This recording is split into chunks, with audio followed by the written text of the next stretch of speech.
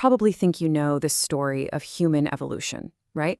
But what if the version we've all heard is only half the picture?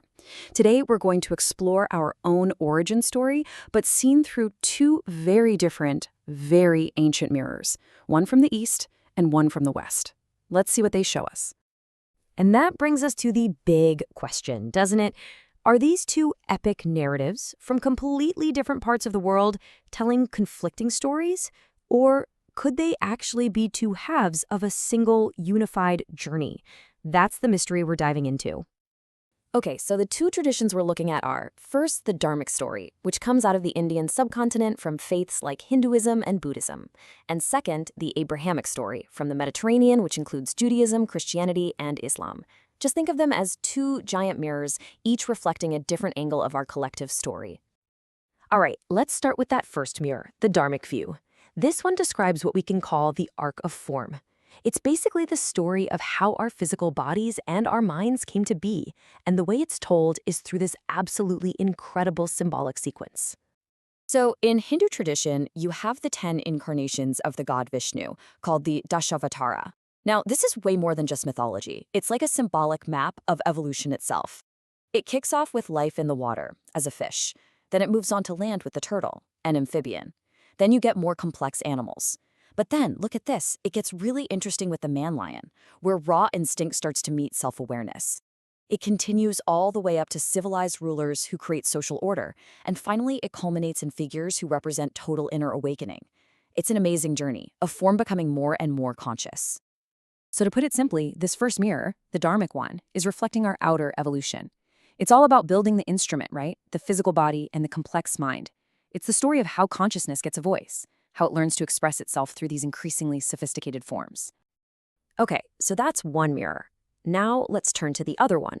If the Dharmic story is that outer arc of form, then the Abrahamic tradition reflects the perfect complement, the inner arc. This is the arc of spirit. It's the story of what's going on inside that human instrument that's been built. So here, every single prophet marks a new stage, a leap forward in our inner world. You start with Adam, which symbolizes that first spark of self-awareness. Then you move through stages of purification with Noah, deep faith with Abraham, and moral order with Moses.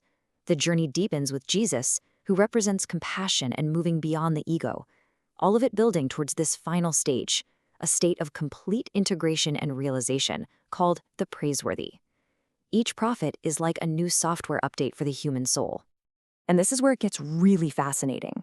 That final stage in the prophetic chain, Muhammad, literally translates to the praiseworthy. And one interpretation suggests this isn't just about one historical person, but it's describing a state of being that any human can reach. It's a person who has become so awakened, so clear, that they can read their own inner divine script. It's the beautiful culmination of that entire inner journey. And there's this quote that just nails it, that ties everything together beautifully. The Dharmic tradition, the arc of form, builds the instrument. The Abrahamic tradition, the arc of spirit, tunes it to divine resonance. It's such a powerful way to see how these two narratives aren't fighting each other. They're working together. All right, so we've got the outer arc of form and the inner arc of spirit. Now for the really cool part, let's watch them lock into place and form one single complete circle, a unified story of what it means to be human. I mean, just look at this. They fit together like two perfect puzzle pieces. The Dharmic arc describes the unfolding of creation. You could say it's the what.